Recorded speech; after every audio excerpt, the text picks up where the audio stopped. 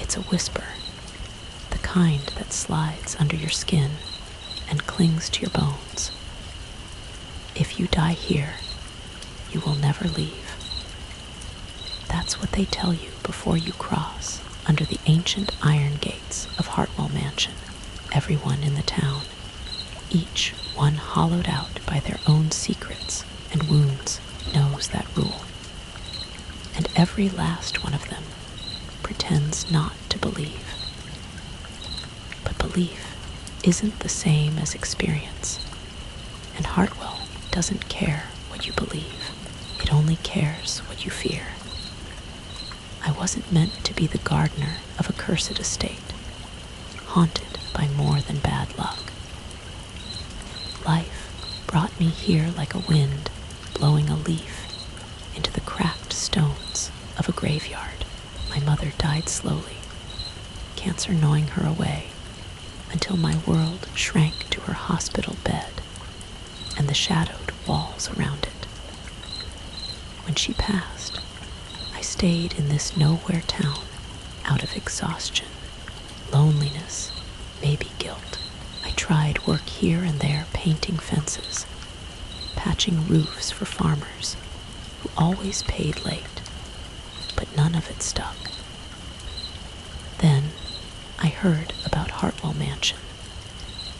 Someone needed to tame the garden that died faster than wild grass in drought. Someone who wasn't afraid of lonely places.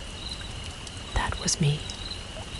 From the first day, the ghosts felt real, even if I didn't believe in them.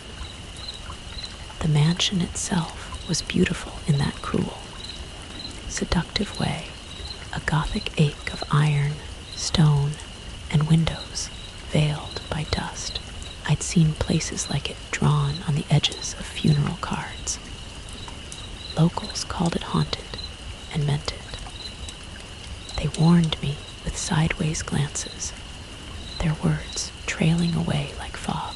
At first, such talk was just a leftover from childhood, old stories told over soup to keep kids from wandering. But that first morning, when I met O'Reilly, the living caretaker, he set the record straight. The mansion deals with itself, lad. If you scare easy, don't stay past dark. You jump at every creak, you won't last. His gnarled hands gripped a mop like a weapon, and his face was mapped with roots of worry. He'd been here longer than me, longer than anyone breathing. Inside, I learned quickly about my new companions. Lady L, trapped in her crystal ball, hovered between riddle and accusation. She had the voice of someone who belonged in a better place, a glimmering irony to her tone, as if she could see your life like a deck of cards and didn't think you'd win. She complained about the curtains and the centuries she'd spent trapped. I thought her a trick until her eyes, stormy and sharp, fixed me in the mist inside the glass. Then there's Headless Jack. He pops up with his head tucked under his arm, winks, and tries to scare you. But mostly, he wants to be funny. The first time Jack blinked at me, I nearly swallowed my heartbeat. But his sarcastic, quick-witted nature quickly made him an odd comfort. Of course, Count Bernard, the resident vampire, never eats, only sips thick red liquid from a goblet. Could be wine, could be blood. Doesn't matter, he said, and I didn't ask. His disdain for tourists and critical eye for meals made for endless squabbles with Frank, the ghost cook. During the day, the tourists come, eager for special effects. They never realize the real haunted ones are the guides. Mist machines, soundtracks, chattering school kids, They think it's all a play, only the West Wing is off limits, roped off and veiled in gloomy secrecy. No one, living or dead, is allowed inside. Don't ask about it, warned O'Reilly. I didn't. But then, the real rule. If you die here, you stay here. The mansion doesn't let go. I laughed when he first said it, until I met Daisy. Daisy was a skeleton dog, her bones clicking as she walked, but her tail still wagged when happy. She arrived by the fountain as I planted daffodils, and immediately dug up my hard work, looking at me like she'd done me a favor. I named her Daisy. She's been my best friend ever since. They say the outside world forgets about you once you come inside. Some residents tried leaving, only to find themselves walking through the front door again, as if the sky and land outside were just a mirror. Not all creatures here are friendly. There are those quiet ones, whom neither O'Reilly nor any ghost will speak about. The only advice is to stay out of sight after dark. Keep your head down and get the work done. Hartwell Mansion runs on a mystery, and the money is a whisper coming from a family trust nobody claims. The real business is the haunted tour, but that's only the surface. Daisy keeps me grounded as the flowers die and odd shadows flicker through the fog. Her companionship is light in the gloom. I toss her a stick, and she shakes it like any dog. I tell her my worries as I work. Daisy wags, tail rattling, even in a cursed place. Some things bring warmth, but not everyone is kind, and secrets in the West Wing linger. The cursed heart of the mansion watches, waiting. That night, as the last school group left and Daisy slept by the fire, I sat with O'Reilly and sipped coffee, warm in the library's hush, but the West Wing's shadow pressed on me, its secret gnawing. The legends, whispered by ghosts, say it's where the curse began. A master betrayed by the one he loved, burning the wing to ashes in rage. No one dares enter. If the mansion has one rule, this is it. Stay alive. Stay out of the West Wing. But rules beg to be broken. And nothing is ever really forgotten. Dawn leaked like watered wine over the hedges, and the mansion breathed in its sleep boards settling, rafters sighing, curtains moving with drafts that had no source. As if the house dreamed of storms, it had already survived. Daisy trotted beside the wheelbarrow, bones clacking softly, proud as a parade marshal, even with a skull for a grin. And the frost on the lawn cracked underfoot like brittle sugar. The day's list was simple. Trim the ivy strangling the eastern buttress. Skim algae from the fountain. Stake the roses that tilted like drunks after last night's wind. Simple. That is, if the garden didn't decide it, hated hands touching it today. O'Reilly caught up outside the orangery, where ghosts loved to linger because citrus held sun even in winter. Little embers on branches.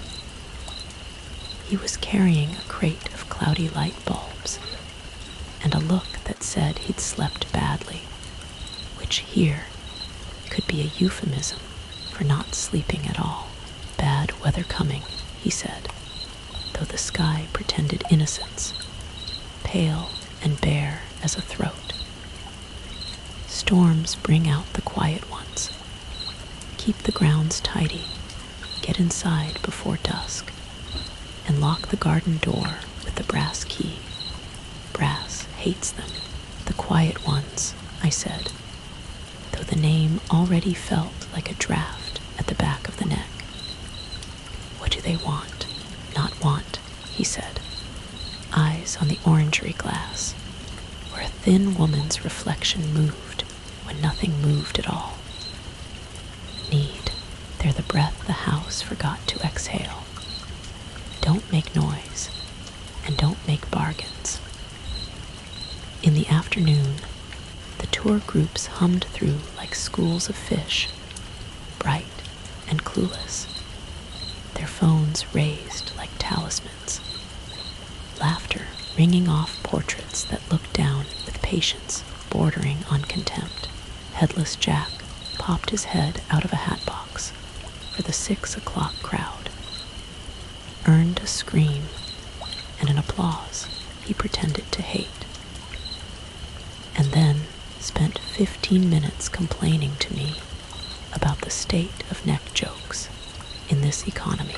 Frank banged pots in the kitchen, furious at the bloodless menu, while Count Bernard lectured a bride-to-be on the absurdity of flower walls when the wall itself could be made of night. But Lady L waited for me in the blue parlor. Her crystal sphere rested on a stand like an egg laid by a moon. And when I entered, the room contracted, then exhaled, like lungs trying to learn a new rhythm. You smell like cold earth, she said, voice muffled and bright at once, like a song underwater. And grief, both are good conductors. I'm not here for a reading, I said, though I was, of course. I wanted something shaped, named, bounded, anything other than the formless ache that kept my mother's voice in the back of my throat. You're here to be forgiven, Lady L said. The house is not a priest. It will trade, not absolve. What does it want? I asked. It doesn't want. It enforces, she said. Keep the rule. Do not die here. Do not open the west wing. And if you hear a knock under the floor, never answer on the 3rd time. Why the 3rd? That's the count of thresholds, she said. Birth, door, grave. A storm stitched the horizon to itself by late afternoon. Thunder crawling on its belly across the hills until it found the iron gates and lit them like ribs. I herded the last of the tourists out, collected wrappers, righted a toppled stanchion, then locked the brass latch on the garden door as O'Reilly had told me. The key warm from my palm, as if it had a small fever of its own. Daisy settled by the kitchen hearth with a bone I did not give her. The mansion offered gifts sometimes, which should never be accepted, O'Reilly said. But try telling that to a dog who was once alive and remembers only the joy of chewing. Night pushed in, patient and thick, and the first of the quiet sounds began. Not voices, not steps, but pressure, like a hand cupped behind the ear of the world. I wrote a list by lamplight to keep my mind from breaking into old rooms, bulbs to replace, trellis to mend, soil to amend with bone meal. I scratched that out. It felt like an invitation and a new note, which I added without thinking. Ask Lady L about West Wing. The storm plucked at the gutters like harp strings until the house seemed to hum from the spine outward. The first knock came from under the floorboards in the sitting room, one sound, heavy and soft at once, like a heart deciding whether to beat. Daisy's skull tilted, her tail rattled once. I froze. The second knock came when I remembered to breathe. I stood, moved to the door, and laid a hand against the wood where the old varnish was smooth as the inside of a seashell. "Not tonight," I whispered, and felt ridiculous, as if I were scolding the ocean. The third knock didn't come.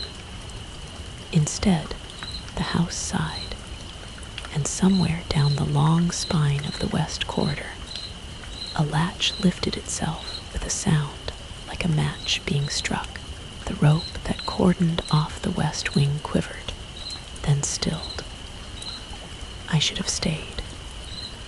I should have put my hands flat on the table and counted my breaths and waited until morning sanded the edges off the night.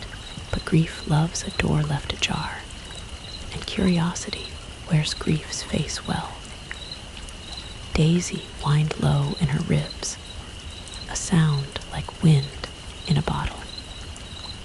"Just to see the threshold," I said to no one, which is the same as saying it to the house. The west corridor smelled like rain and old paper, and every portrait watched me with eyes that had learned disappointment as a second language. The velvet rope was slack now, laid aside like a discarded tie, and the door beyond it was tall enough to make me feel like a boy again, stealing from a pantry, because hunger makes thieves of us all. I pressed my palm to the wood. It was warm. "Don't," said a voice behind me, so close I felt the syllable against the hairs on my neck.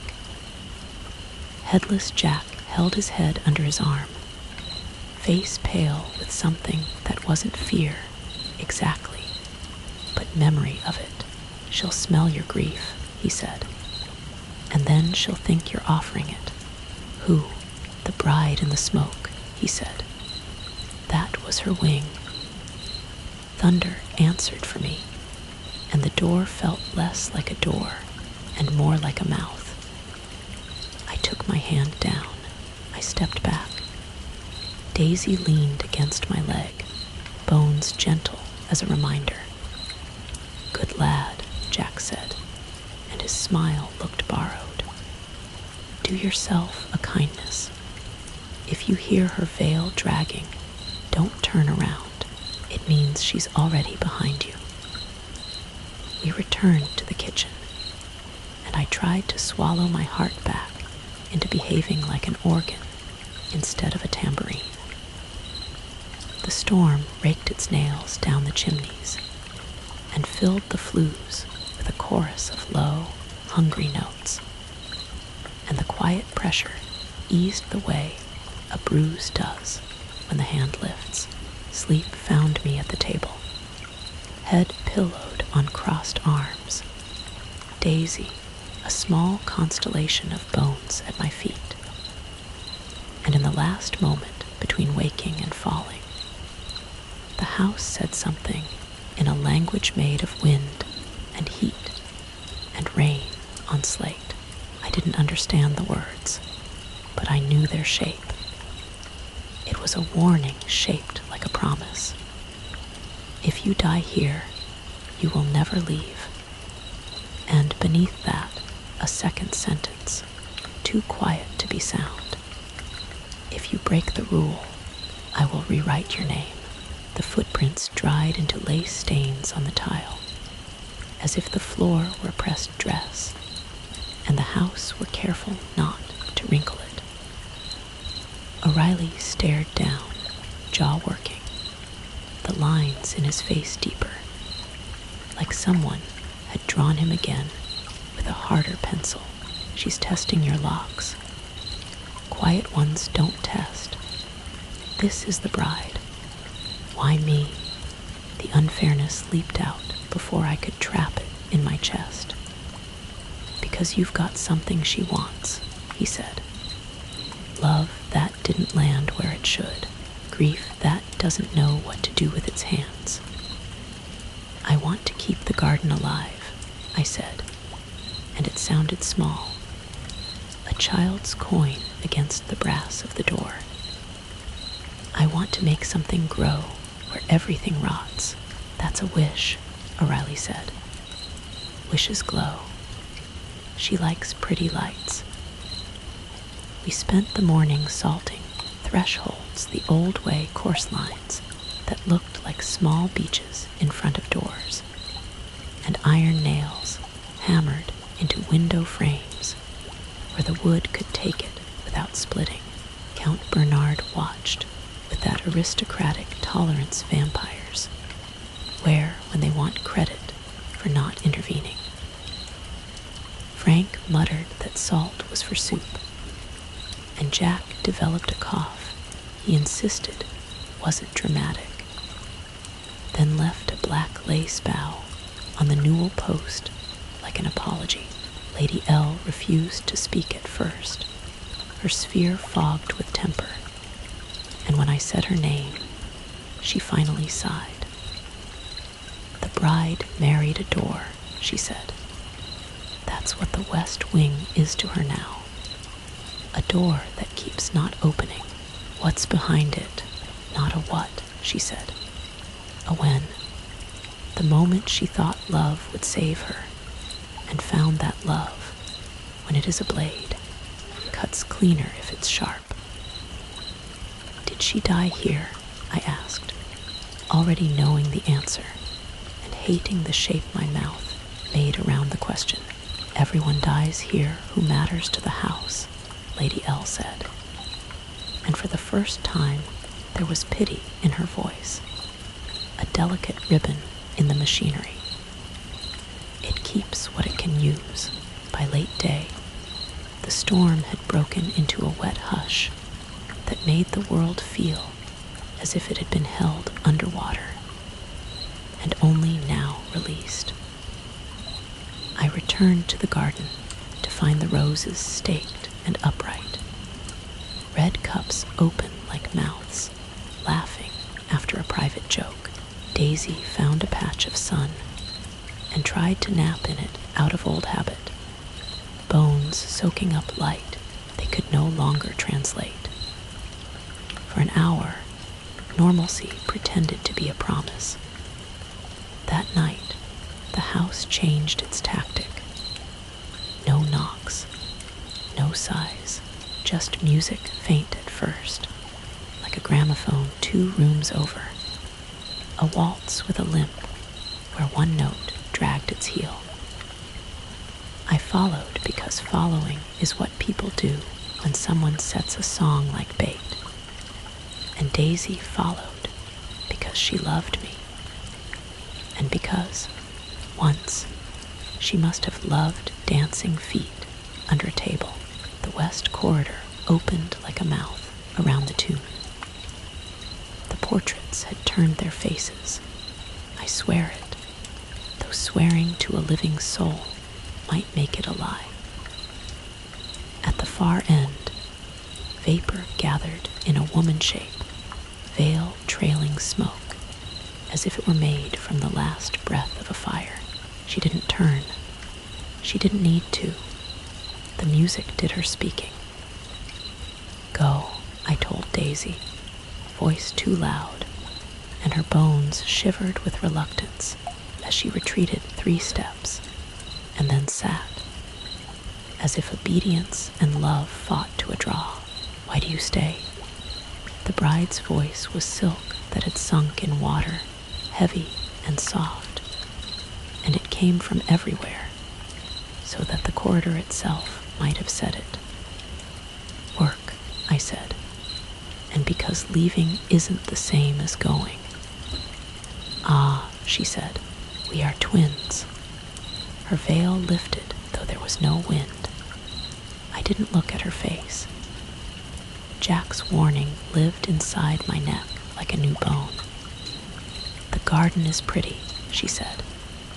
You lay roots as if roots are not shackles. I lay roots for things that need them, I said. I don't ask them to belong if belonging hurts. Then, why do you belong to your grief? She asked, and the question found the soft meat under my ribs and pressed. Because it's what's left, I said, and hated the truth for how quickly it stood up when called. Bring me the brass key, she said. Open the door. Let me back into when. No, I said, because sometimes one word is a fence that keeps more than wolves out. Silence. Then low. If you die here, you will never leave, she said. If you live here, you will never leave. Behind me, Daisy growled, a sound like a saw hitting a knot. The music thinned and slipped under the door of the west wing, and the cold it left behind was clean, as if the corridor had been boiled and drained. I slept with the brass key under my tongue that night like a suicidal coin, metal bitterness reminding me that choices have taste. I dreamed of my mother sewing a seam so small it looked like skin. Leave a little slack, she said, so the garment can breathe.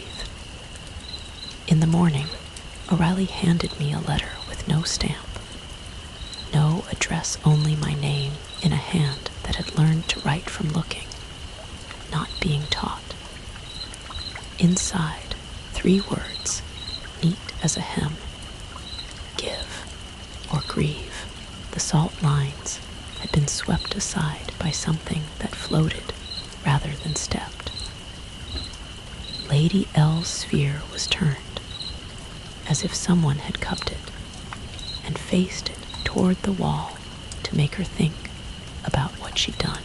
Frank's knives were all stuck point first in the ceiling, and Count Bernard had not come out of his room because daylight makes even aristocrats cautious.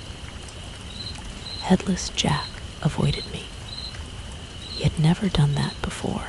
By afternoon, the first tourist went missing.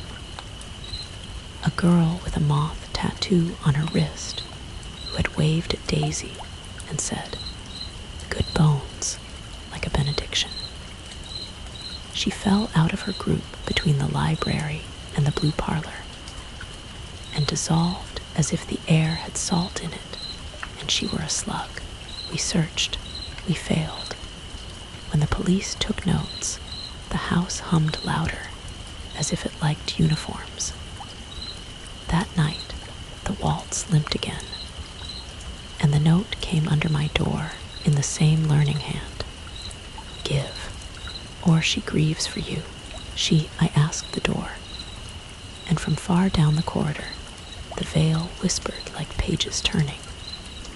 Your dog, Daisy, followed closer after that, as if proximity were a charm, little clicks like rain on porcelain.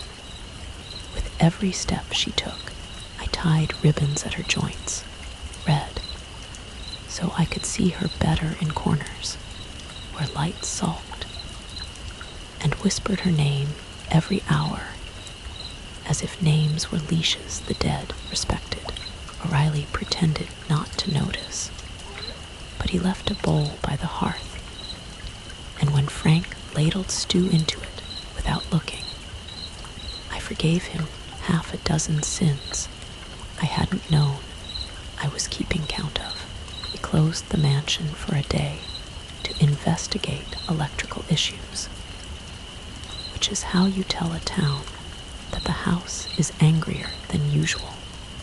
Without starting a panic, you can't feed. In the quiet, the rooms sounded their small aches, the tick of wood, the settle of dust, the secret commerce of mice, and through it all, the breathy silk drag that meant the bride was moving, not fast, not slow, just inevitable. Lady L agreed to speak with me again, though her voice now was the voice of someone holding a hot cup and not drinking. She can't take what's yours if you don't offer it, Lady L said. But the house can redefine offer. Is there a counteroffer? I asked. There's always a bargain, she said. But bargains are bridges. Cross and you must cross back, unless you mean to live on the span forever. What does she want with Daisy? Joy, Lady L said. A dog's joy is simple, incorruptible, like a bell. And bells ring across thresholds. I wish I could say I was brave. Mostly, I was stubborn. Stubbornness is courage with shoes on. I tied the brass key to a string and wore it like a necklace under my shirt. The metal, a cold truth against my chest. I salted the salt. I oiled the hinges of every door so no knock would sound like an answer when it was only a hinge speaking its honest pain. At dusk, Jack appeared in the orangery, head on, for once, as if he needed his full height to say what he had to say. I wasn't always a joke, he said, and the sentence was a confession cracked out of a long-held shell. I tried to open the west wing. What happened? He tapped his throat. She took the part of me that wanted answers more than breath. He leaned in. You want to live, want it more than you want the why. That's the cost. Night sprawled like a cat in every doorway, and the music did not come. Instead, a smell. Smoke braided with violets, the sweetness sour at the edges, like a bouquet left too long in a warm room. Daisy pressed against my shin, and the ribbons at her joints fluttered without wind, each red tag a tremble. The west wing's door had not moved, but the corridor in front of it was different, longer or shorter. I couldn't tell, as if the house were needing its own length like dough. The note slid under the door like a tongue. Give, or she grieves where you can't hear. I wrote back, because sometimes you teach monsters manners by insisting on correspondence. What do you want in return? The answer came at once, a memory of joy that is not mine. I went cold. Memories of joy are gardens within people. You harvest, and they don't grow back the same. No, I wrote, not Daisy, not my mother. Then give me yours, came the next slip, fast, eager. The one where you learned what love sounded like when it tried. I thought of mornings when my mother hummed over the hiss of the iron, little songs she'd learned from the radio, and made better by leaving pieces out. I thought of a girl once, long ago, laughing into my collar while we crossed a parking lot in the rain, her hair a dark flag against my jaw. I thought of Daisy finding me by the fountain, as if we'd agreed on it before either of us had been born. No, I wrote. The house did not sulk. It pivoted. Beneath my feet, a new knock began, not in threes, but in a steady, impatient count, like a child learning to drum. The corridor brightened without light, edges hardening, shadows trimmed neat as bangs. Then, a voice not the bride's, younger, eager. Let me in, it said. I'm lost. It's dark. Please, please. My lungs remembered drowning and performed a rehearsal. The voice was wrong in exactly the way a counterfeit coin is perfect weight, wrong song when it hits the table. No, I said, because practice makes a wall. Then, A second voice, older, tired. "Son," it said, and the word was a rope tossed over a gulf. "Open the door." I pressed my forehead to the wood and felt heat. On the other side, a hand pressed back, or the suggestion of one. "You're dead," I said to the door. "And I miss you, but you're not here." Silence. Then the veil, its silk drag smiling against stone. "Good," the bride said. "You can be taught." "What do you want?" I asked, careful not to make wanting sound like an invitation. "What you want," she said, "to keep something alive that is not designed to live here." Who?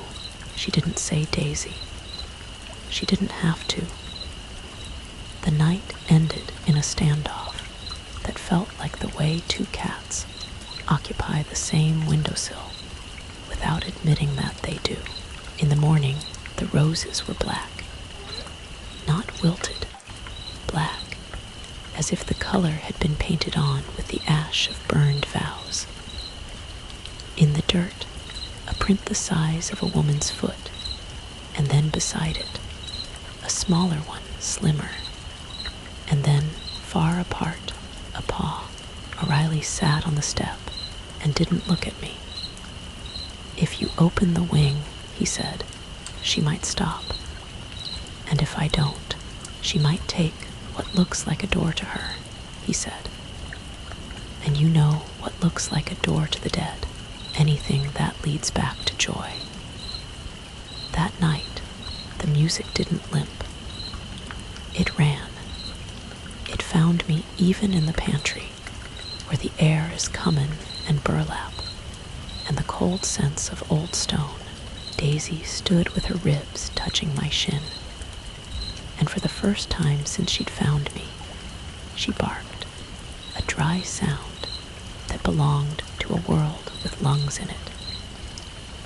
The sound went straight through the house, like a thrown glass, somewhere down the spine of the corridor. Something angry pulled itself taller. The note came, last of the night, final as a hand on the back of the neck. "Choose. Dawn decides for cowards." I slept on the kitchen floor, with Daisy tucked into the bowl of my body. In the hour before morning, the house stopped breathing. When I woke, the brass key was not around my neck. It was in Daisy's mouth, held gentle as a bird. She looked at me with the kind of trust that tempts gods to interfere. And I realized the worst thing. Daisy was offering. Parts 5, 6, the emotional climax and resolution, along with 10 titles and the SEO meta description, will be delivered next, continuing escalation and closing every open loop while honoring the rule and its ultimate cost. The dawn cracked like falling glass through the windows, stitching the mansion's hollows with cold light and shadows that moved slowly as if reluctant to wake. Daisy's eyes held the brass key like a secret, her skeletal ribs rising and falling with a stillness I'd never learned to trust. The house was quieter than it had been all night, but the silence was a weight, pressing and patient, holding its breath before the storm of consequence. O'Reilly didn't speak when I found him in the tool shed, only nodded toward the west wing. "If you take it, you cross a threshold," he said. His voice was thick, like syrup caught in a jar. "And the mansion keeps its bargains." Every shadow lengthened with his words.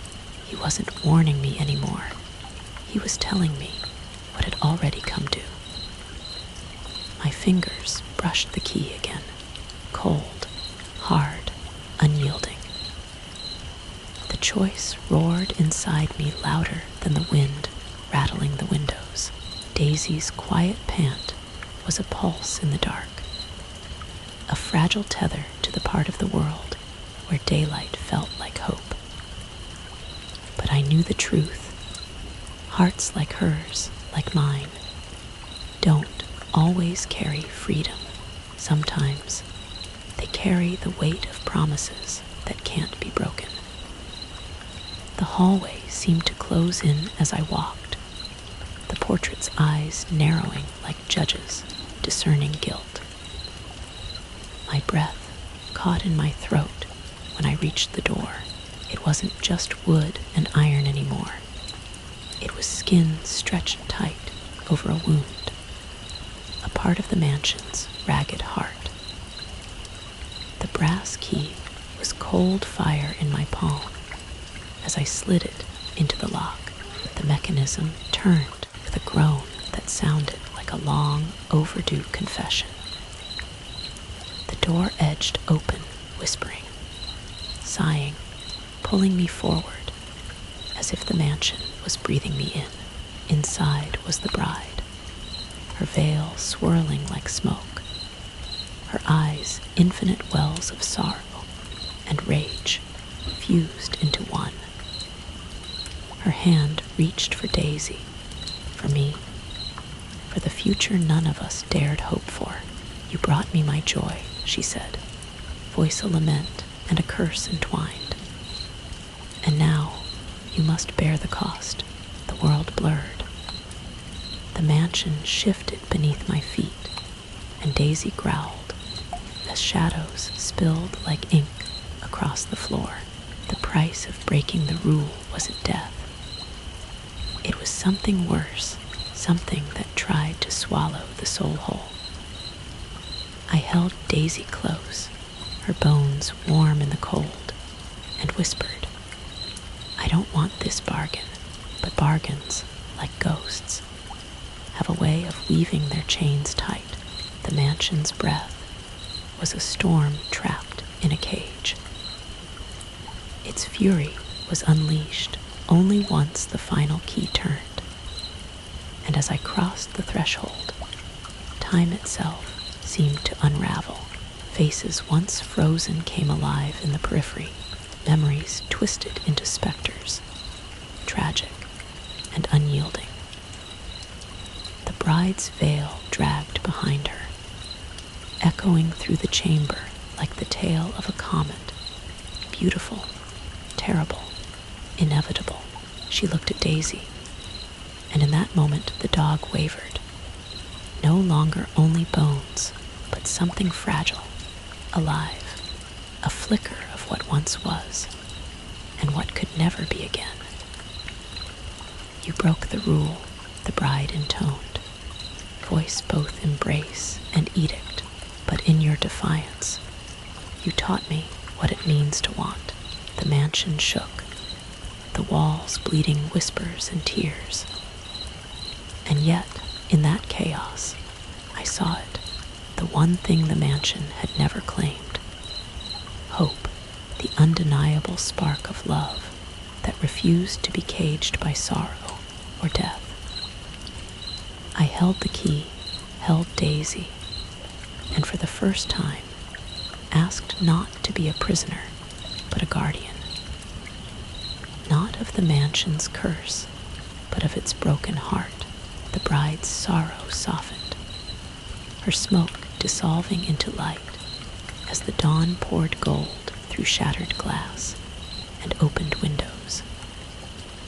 In breaking the rule, I found a new one written in the marrow of the house, not of fear, but of understanding. Sometimes, to survive haunted, you must learn to forgive. And the house, for all its shadows, exhaled a breath that felt like freedom. Exhaled a breath that felt like freedom.